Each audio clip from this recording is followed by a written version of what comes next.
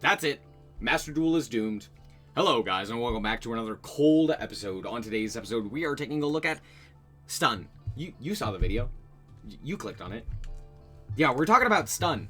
And more specifically, how doomed Master Duel is because Stun got new support.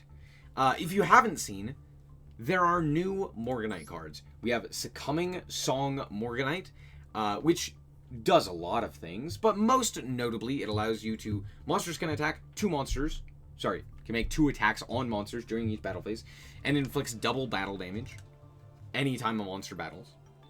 An opponent's monster, sorry. And you can banish it to add a Morganite card, which is pretty solid, because guess what? There's a very good Morganite card in Morgana, which is a Morganite card, which says, on normal or special, you can add a Morganite spell from your deck to your hand. On top of that, if you have 3 Morganite spells with different names, you can change the attack of all face-up monsters your opponent controls to 0, which makes them very easy to walk over and deal a ton of damage. This means that Stun, the deck notable for not really doing anything, actually has plays. It actually has a combo or a thing that it's aiming to do. So, here's what we're playing. We're playing a bunch of the Morganite cards. We're playing 2 Time-Tearing Morganite. This one's actually pretty good, mostly for the double draw. Notably, all of the Morganite cards do lock you from hand effects, which is why we're not playing other hand traps.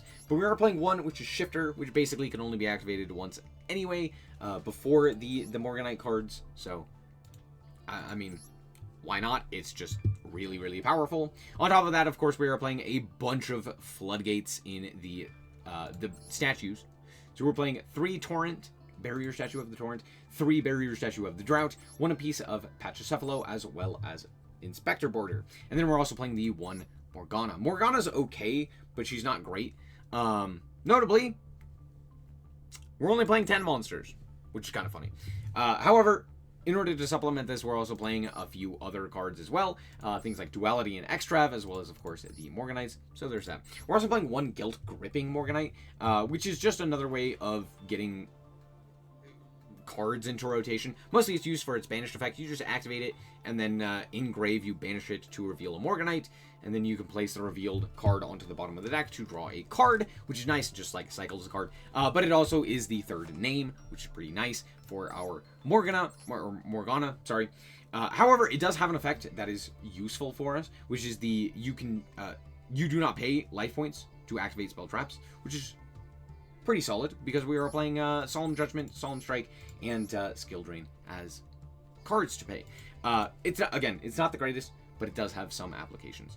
You could also play this alongside Vanities and some of the Vanities, which is pretty good because then you could just normal summon them. The problem with that, and the reason we're not doing that, is while they are higher attack points and while they are technically better, the problem comes from just drawing them and no Guilt Gripping. You do have to actually have both Guilt Gripping and a Vanities for that combination to work. So I was like, okay, instead, I'd rather just play a Barrier Statue that I can just easily normal summon, not have to rely on anything else, and just go from there. So that's what we're doing instead. Originally, I was playing the Vanities, and they just weren't very good. We're also playing, of course, Clockwork Knight. It's just the best attack modulation. It's literally a 1,000-point difference. So if your opponent has a 1,900 attack point monster, your Barrier Statues can get over it with just 1 Clockwork Knight. And on top of that, it stacks for the whole board. Meaning, if you have 2 of them, it's a 2,000-point difference. Kind of.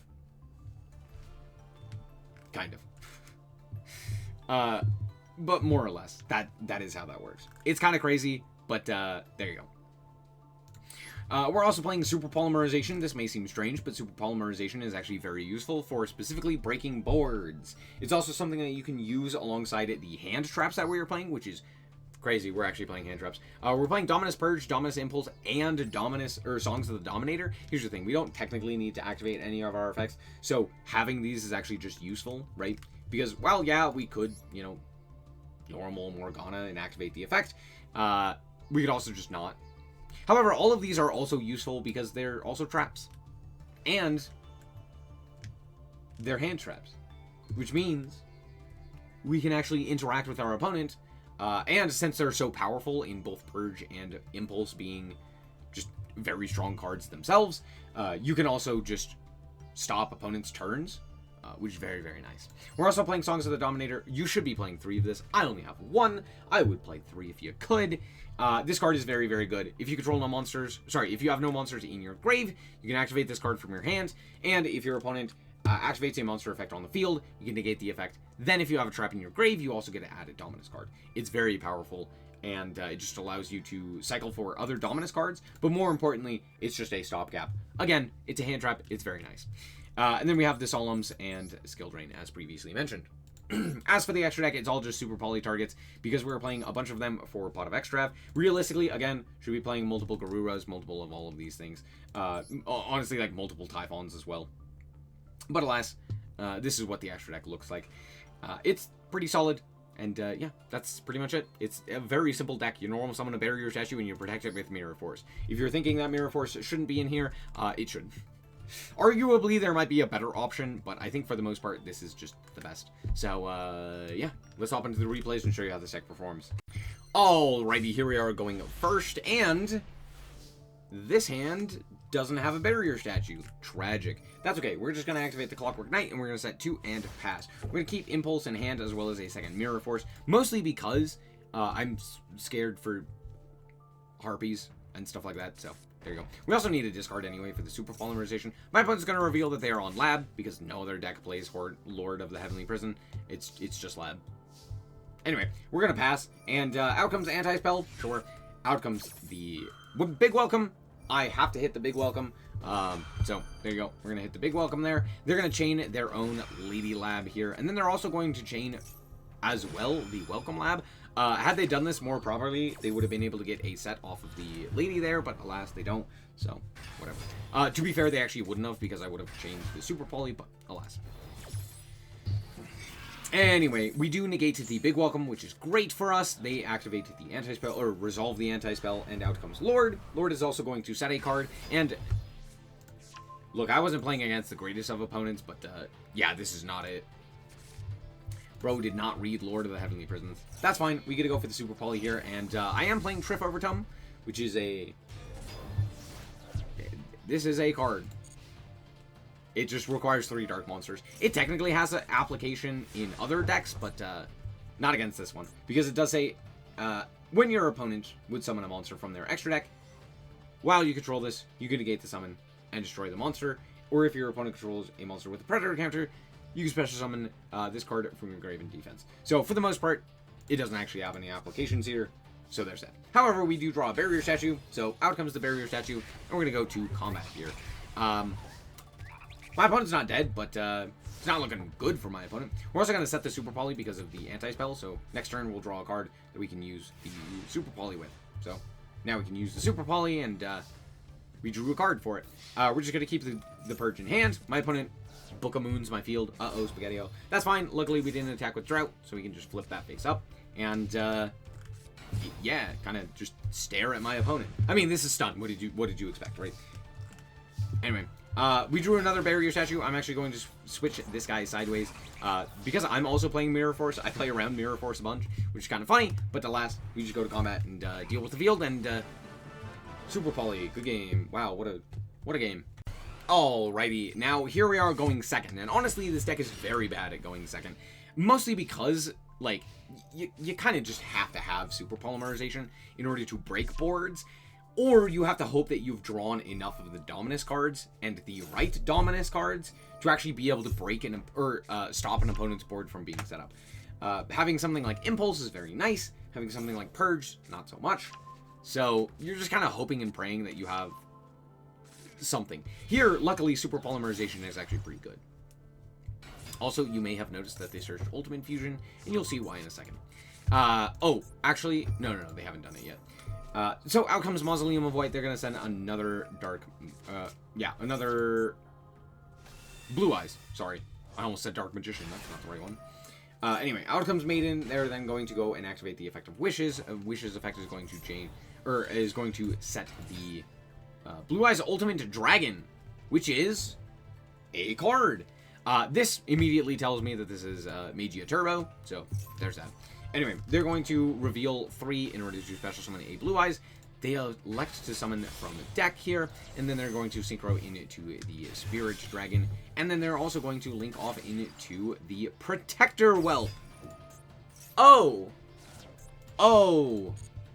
Oh. That's right! They're also playing Destruction, or Buster Blader Destruction Sword. I don't know why we're playing Magia and the Buster Blader stuff, because both of those are just like win more cards. But, okay, sure.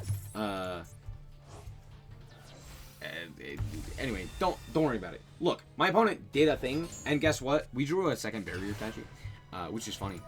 My opponent is going to elect to equip here. However, I'm just going to super poly away the target so that they do not have the ability to lock me out of my extra deck, because I do need that. And it's funny, because we're actually going to do a lot more summoning than we normally would. So first and foremost, we're going to summon out our Mud Dragon, which is great. They're going to special summon out the Blue Eyes here. For some reason, they elect to special summon a Blue Eyes, which is going to end up costing them the game, because had they set the trap here, I'd probably just lose to the trap. So there's that. But alas, they didn't, which means that I actually have the ability to play the game here. Let's see what we can accomplish. They grab up the Max Dragon, and I'm like, that's fine. But alas, here we are going, they're going to activate this. Again, they're just clicking buttons at this point, let's be honest. I am going to go for the Mud Dragon here, declaring Dark, so that the Veiler that I know they have in hand can't do anything. So we're going to grab the Morgana here. Morgana is going to grab up the Morganite, and then I'm going to activate the Morganite here, and we're going to just use it in order to grab up our Time Tearing. Time Tearing notably gives us a second normal, which is pretty nice. We also have the Mirror Force. We need it for protection. But alas, we're going to go to SP Little Knight, which was made with an extra deck monster, which means we can banish a card. Hip hip hooray. They're going to activate their Veiler. That's fine. Obviously, they couldn't have done it earlier. I'm going to try to tag out. I'm going to tag out the Buster Dragon, because that's the one that matters the least. Honestly, none of them matter, to be fair. So we're just going to tag out here, and then away goes the True Light. Yes, I know that it doesn't blow up the field. That's fine. I'm mostly concerned about just getting it off the field, because if they have that constant resource of additional things that they can do, it's just going to be way worse for me. So we just get rid of that, and the normal summon a Barrier Statue, and we're just going to go to combat walking over the Maiden of White. It can't special summon anything, so we just get to walk over it. We set the Mirror Force, bring back the SP Little Knight, and at this point, I'm just hoping and praying that they switch everything to attack position and attack right into my Mirror Force, that I get to just wipe the field. And they do. I win. Congratulations. So, away goes everything, and, yeah, I know they just don't have anything, right? I know this is likely the fusion spell, which is fine, and my opponent, seeing that they literally can't beat the Barrier Statue, just concede there. So, good game. To be fair, my draws were not actually all that good that turn, but, I mean, I still have SP, so it's something. Good game. Alrighty, and here we are once again going second, and ooh, baby, what a hand. Look at that hand. That's a pretty solid hand. Never mind, we're playing against Stun. Why did I not purge this? Great question. I don't know. Because I'm stupid? It actually does almost end up costing me this game, not purging that. I legitimately don't know why. I saw Duality and was like, no, it's fine. And then I was like, wait, no, I know this is Stun. Why did I not do that? Because I'm dumb. Anyway, we grab our own Morganite here. We're going to activate the effect of the Morganite. We're going to activate the effect of the Morganite. The Succumbing Soul to grab up Morgana, put back a Purge. We're going to normal summon the Morgana, which will meet the fate of the Warning, which is fine, because I was waiting to do that so that I could activate. And anyway, they had Judgment, so it didn't matter. Well, our cards are not good in this instance. They're, in fact, very bad. But that's okay. We could, we do have nothing. So that kind of sucks. For some reason, they're playing Monster Reborn. I have no idea. To be fair, they're also on 3,000 life points, which is very little. We might have this. They also didn't have anything. Great, fantastic. I'm going to normal summon a Barrier Statue. They're going to crack down it immediately. Understandable. Okay, cool. Okay, that's fine. They're going to attempt to attack with the cracked down Barrier Statue, which means... yeah, I don't know. And then we draw a Time Tearing. Oh, baby, you'll love to see it. So we're going to go for the Time Tearing here and just pass the turn. We're just hoping and praying that we draw the necessary card. And, well, okay, well, that's, it could be worse. We're on, like, what, a 4 turn clock? We'll be fine. We get so many draws.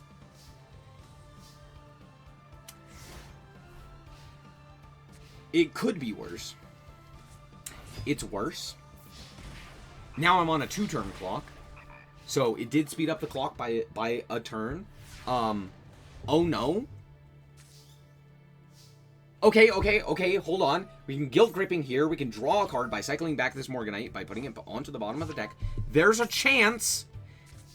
That's it, baby. Oh, baby. Okay, I just need them to not have a second judgment, which likely they don't have. Another Vanity's Fiend? Don't mind if I do. Go away. Go away. Whew. Okay, not dead. Importantly, not dead. Okay, we can actually, in 3 turns, they die. We drew Pot of Extrav. Fantastic. I'm going to Pot of Extrav here. Of course. They have nothing. Great. Here's another Barrier Statue. I'm also absolutely playing into Impulse, or into a Mirror Force. So, had they Mirror Force me, I would have died. But that's okay, because now they're on a 1-turn clock. So, there's that. They go Guilt Gripping, and of course they draw another Vanities. Why would they not have? Uh-oh, SpaghettiOs. I'm down to 800 life points. Okay, there's a chance I win this.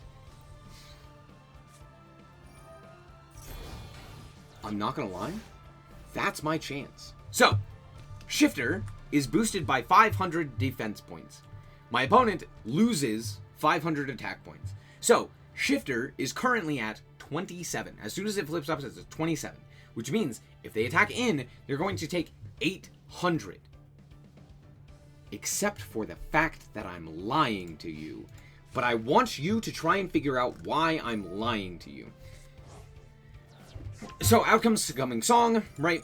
They're going to reveal it. I'm going to actually purge that. I don't want them to draw another card. I think that card is terrible, so I'm just going to be like, no, stop right there. They're going to go for a Succumbing Song here, and they're going to go to combat. Did you figure it out? They take double damage, specifically from my own Succumbing Song Morganite, which we activated way early in the in the duel. This says, if your monster battles an opponent's monster, any battle damage it inflicts to your opponent is doubled. So, because they were at 1,000 life points, and because of Clockwork Knight, and because of Dimension Shifter having 2,200 defense, they ended up attacking in, OTKing themselves. Or, I should just say, KOing themselves. Peak comedy, stun mirror match, gotta love it. Oh, baby, and that's the victory. In the stun mirror match. I played against a lot of stun, to be fair. Alright, we're back with the deck, and honestly, this deck is not very good. I should say, I think this deck has potential against a lot of meta decks. By being able to go first, you just normal summon a Barrier Statue, and it's basically, do you have Droplet Imperm? You do not, fantastic, you lose the game. That is a lot of what this is. It's like, okay, do you have the exact out at this moment? No? Fantastic, I win the game. There are a few things that change with the new cards. Most notably, Songs of the Dominators means that you actually have the plays to go second, because you can play Impulse, Purge, and Dominators, which is enough in terms of hand traps to generally stop people. It's not, like, consistent, but at the very least, like, there's some powerful effects, right? Most notably, Impulse. Impulse is crazy. So being able to play Impulse is very strong. On top of that, you have things like Super Poly, which is just, again, very strong. And then the Barrier Statues are nice, but they're not insane, right? So they're very beatable. And because of how slow your deck is, you're basically reliant on sticking Barrier Statues, which is not consistent. So even if you do go first, you're not guaranteed to win the game, even by seeing a Barrier Statue, or by seeing Pachycephalo, or Inspector Border, or a Morgana, or anything of that nature, right? If you see those, like, very important cards, you're still not guaranteed the win. And I think that's where a lot of the issue stems from with this. Here's the thing. Is this deck playable? Yes. Is this deck good? No. And that's exactly where it should be. I was talking about this earlier on stream, the day I was recording this. But basically, the idea is decks like this should exist. Because decks like this are important for players. Certain players, some players, just like having decks like this. They like the simplicity of it. They like the anti-meta nature of it, etc. However, when decks of this nature become commonplace, which I don't think they're quite there. They're maybe a little too common for my liking, but at the very least, when they become commonplace, when they're consistently seeing play, and it's very frustrating, like we saw most recently in the TCG, prior to the emergency ban list, everyone was playing some sort of Floodgate Turbo, right? When decks like those become commonplace, I mean, Gem Knight is a great example right now, right? Stuff like that is a problem, because it means that even though one person may be having fun, the other player absolutely is not. And if that becomes commonplace, that means the game is not fun, because half of the time, or a lot of the time, you're just not having a fun experience. And I think that is not worth it. So, do I think these cards ruin Yu-Gi-Oh? No. Do I think that Yu-Gi-Oh is doomed because stun is playable? No. Do I think that some of these floodgates need to be banned? Some of them. Most notably a Pachycephalo. I think you should also remove the barrier statues. I think they're just bad design in general, right? But for the most part, most of the other stuff I'm fine with. Even like Skill Drain, I'm fine. Actually, Super Poly probably also needs to be banned. I think this card's dumb. But like Skill Drain, I think is absolutely fine. I think there's a lot of stuff that you and your opponent get to kind of play around with because of Skill Drain. So, I don't know. I still think it's fine. But yeah, for the most part, I think it is. Its existence as a deck is not bad. Right? So, that's the main point. I don't like it. I didn't have fun playing it necessarily. But I do think that it is worth existing. Unlike some people may say. That being said, I'm going to call it quits there. Thank you guys so much for watching. I hope that you guys did indeed enjoy. If you did, a like is very much appreciated. And remember to always stay frosty. Bye-bye.